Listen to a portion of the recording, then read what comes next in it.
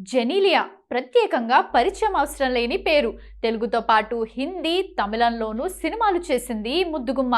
బొమ్మరిల్లులో హాహా హాసిని అంటూ జెన్నీ చేసిన రచ్చ ఇప్పటికీ మర్చిపోలేరు. ఇక సాంబా, ఆరెంజ్, సై, సుభాష్ చంద్రబోస్ లాంటి చాలా సినిమాలు చేసింది ఈ భామ. ఒకప్పుడు వరుస సినిమాలతో రచ్చ చేసిన ఈ బ్యూటీ ఆ తర్వాత రితేష్ దేశ్ముఖ్ ను పెళ్లి చేసుకుని వెళ్ళిపోయింది. పెళ్లి తర్వాత సినిమాలకు పూర్తిగా దూరమైంది ఈ ముద్దుగుమ్మ. ఆ తర్వాత ఎన్ని ఆఫర్లు వచ్చినా కూడా ఒప్పుకోలేదు. కొడుకు పుట్టిన తర్వాత ఇంటికే పరిమితమైపోయింది జెనీలియా.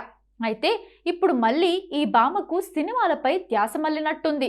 అందుకే త్వరలోనే తాను సినిమాలు చేయబోతున్నట్లు చెబుతోంది ఈ ముద్దుగుమ్మ.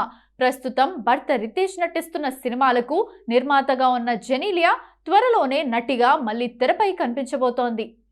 ఇక అయితే పెళ్ళైన ఇన్నేళ్ల తర్వాత మళ్ళీ ఈమెను హీరోయిన్ గా ఒప్పుకుంటారా అనేది అనుమానమే.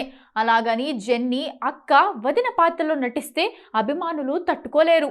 మంచి కథ వస్తే లేడీ ఓరియంటెడ్ సినిమాలు చేయటం ఒక్కటే ఇప్పుడు జెనీలియా ముందున్న ఆప్షన్. మంచి కథ వస్తే నటించడానికి తనకేం అభ్యంతరం లేదని చెబుతోంది జెన్నీ బేబీ. అన్నట్లు ఈ మధ్య ఎక్కువగా హాట్ ఫోటోషూట్స్ కూడా చేస్తోంది జెనీలియా. పైగా భర్త రితేష్ తో కలిసి సోషల్ మీడియాలో ఎప్పుడూ యాక్టివ్ గానే ఉంటుంది. తెలుగు ఇండస్ట్రీలో కూడా అవకాశాల కోసం చూస్తుంది ఈ ముద్దుగుమ్మ.